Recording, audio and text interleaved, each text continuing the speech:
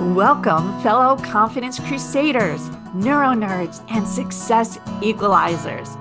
This is your podcast, Real Confidence. I'm your host, Alyssa DeVere, and I'll be sharing a bit of basic brain science, some surprising social secrets, and a touch of tough love. Why? Because I believe confidence is everyone's fundamental right and choice. So let's get to it. We all have people in our life, former, current, and future, that intimidate us, that make us feel lousy, that crush our confidence. You may say that they make your skin crawl or ruffle your feathers, but at the end of the day, they just make us feel badly. They make us feel less than, not good enough. And it may be somebody that you know, right? That could be a friend or a relative, somebody you work with, some unknown person. And when you can anticipate, when you know that you're going to see that person, maybe it's a holiday or a meeting that's coming up, you stress out, you get worried knowing that you're going to see that person. If you remember the movie Monsters, Inc., it's like going to visit Roz in accounting, right? You know you're going to get your head handed to you on a platter because, you know, they're going to say something that makes you feel lousy. That's just not going to be welcoming or inclusive. Maybe it's like an uncle, for example, who laughs at your job, thinks it's ridiculous, that your career choice is silly, not worthy. Or maybe a grandmother that criticizes your relationships and says that, you know, you'll never get married if you keep choosing the wrong person, right? Maybe it's not even that you want to get married. It doesn't matter. That statement may still really get under your skin. Maybe you have a friend, somebody you've chosen that often puts you down and you kind of take it. You say, well, she's just telling me the truth.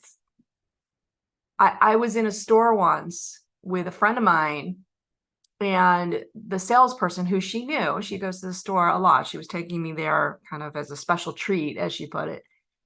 But the woman who owned the store would say to my friend things like, why do you let your husband decide for you how much you should spend on clothes?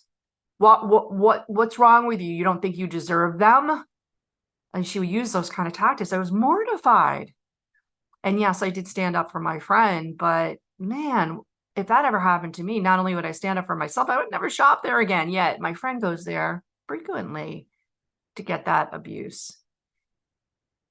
So I'm not going to comment on that addictive behavior on its own, but suffice to say, sometimes we don't even realize that we think it may be attention or love that we're getting when it really is this intimidation from other people. And so, yes, it stresses us out regardless. And in some cases, we try and justify it as we shouldn't be upset because it's really just the way that they're showing their love. Well, no, it's not. No, it's not. You may feel like literally physically sick. Your heart may kind of skip a beat, not in a love way, in the opposite, like that panic way. And you literally may feel sick to your stomach. And again, that is a direct correlation between what's going on in your head all the way down your vagus nerve into your stomach, your vagal nerve. So it's very real when you feel that stress. And I've done many, many podcasts on the fact that stress is a signal, something's wrong and you need to pay attention to it. But for the moment, let's just leave it as you see Roz or you see that relative or that colleague or whoever it is that you know, and all of a sudden you just literally want to crawl under your desk. You want to have the earth open up, all these phrases, right? We have, it's hilarious.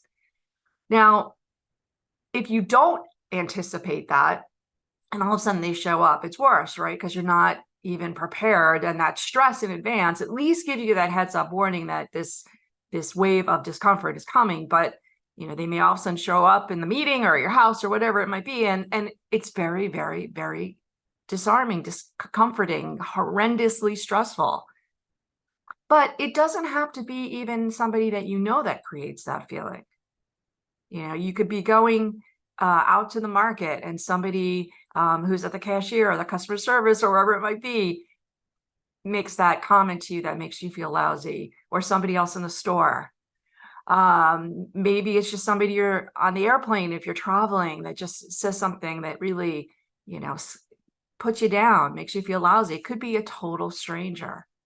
But needless to say, they're just people. So let's unpack a little bit why they have such control over the way that we feel and respond.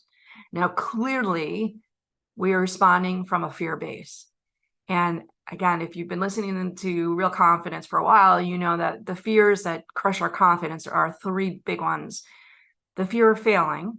So they're making us feel like we're not good enough and didn't do something well enough. Or I should say, that we regret saying or not saying something. I should have done this. I should have done that. And so those fears are very real. The third one is the biggie, and that's the fear of rejection, that they don't like us. So we meet these people who, they say something or do something that may or may not literally imply that they like us or don't like us. But we take that as, oh, they don't like us. They don't want to be near me. They don't appreciate me. And so we get intimidated. We have that fear reaction. And again, the reaction could be not just emotional, it could be actually physical. So it's very real and it's very common. And unfortunately, these people are not going to go away. In fact, we probably encourage people more to be intimidating by telling them to be badasses, mama bears. Here's an irony I discovered. A mama bear is like kind of, almost a negative connotation, somebody who's really going to go to all ends to defend their cubs, their children. And yet a papa bear, somebody who welcomes them in their arms, right? Everything has to do with words in my world. So needless to say, we've encouraged people, particularly women, to be intimidating. We've encouraged people to advocate without telling them that doesn't mean that you get to be an asshole, right? So we're making more and more people intimidators. I'll be back, right? So the question becomes, how do we deal with them? How do we deal with them? So I'm going to take a quick break for the sponsor. And when I come back, I'm going to give you some very simple tips, as always, on how to make yourself a little bit less intimidated. We'll be right back. Want to level up your confidence, your career, maybe even your coaching? Well, then head over to AmericanConfidenceInstitute.com. E-classes are there, as well as our coaching certification program, and you don't need any coaching experience to do it. However, if you are an experienced coach, you can get ICF and SHRM continuing credit. It's fast and easy. If you work in an organization, consider bringing in a kick-ass keynote or a uniquely engaging workshop. We also have team learning programs, and they all apply to both your personal and professional life, which makes them really special. They're great for ERGs, the leaders, the member programming, or really any type of professional learning and development in your organization. So give us a holler at www.AmericanConfidenceInstitute.com. Okay, so let's talk about how to not be intimidated. Now, I'm going to tell you another very brief personal anecdote. It was my dad, who was quite an interesting character in many ways. We used to call him, behind his back, of course, Mr. Magoo, because he kind of walked around very happy, carefree in a way that was like, I'm here. And if he ran into a wall, he would just bump off of it and go in a different direction, just like Mr. Magoo did in the comics.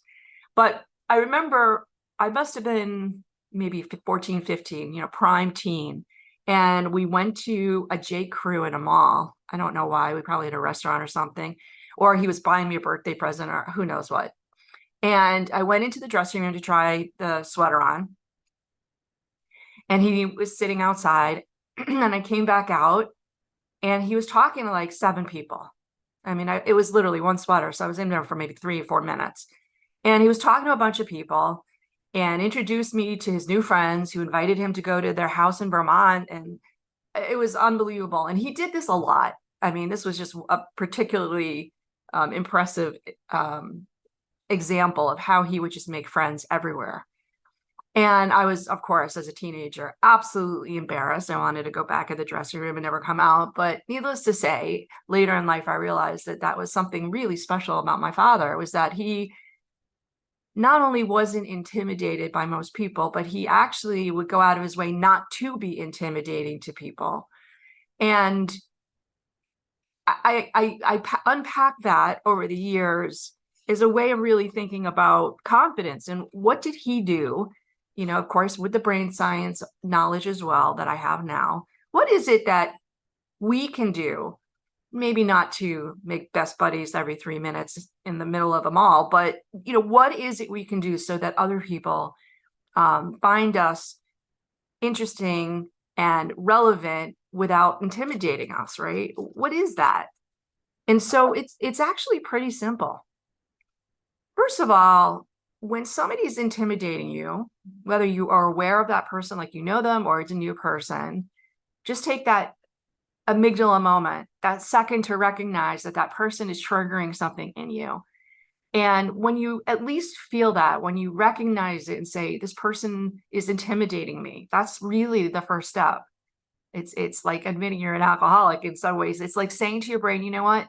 I got to deal with this person. This person is not making me feel good for some reason. Now, you may not have time or the ability to understand why, and that's okay. But treat it like an allergy, like something is making you itchy. So take a moment and go, is it the soap? Is it the clothes, the stuff I wash my clothes in? Is it this person every time I see them? What is it that makes this person or this type of person make me uncomfortable? When you do that, you're taking back some of your control, of course, but you're also arming yourself to say, wait a minute, I know I'm going to react to this person, and I'm going to, before I react, be a little bit more mindful. Recognize that they trigger something in me, and I'm not going to go down that path with them. I'm not going to give them that power. So instead of reacting in terms of maybe getting defensive, or maybe they make you twitch, maybe they make you itch, literally, maybe they make you get angry and frustrated in the moment and later feel ashamed. You say, no, time out. This person does not get to have that power over me. I don't care who they are, whether it's a parent, a grandparent, a boss. No, they can do whatever they want, but so can I. I can react in the way I choose. But you have to recognize that they're trying to make you react in the first place to control it. The second is, if you can't avoid that person, if it's not practical or you don't want to, you want to take this on, then make a point not to talk so much, to actually listen for two reasons. One, listening gives you a lot more data about that person. And when you listen and really hear what they're saying, you may be able to detect why they're being so intimidating, but you're also giving them your attention. And that's what they want. It's the traditional bully behavior, right? Intimidation, that's what bullies do. They want to be heard and seen. So look at them, hear them. You don't have to agree with them, but you acknowledge that you've heard them.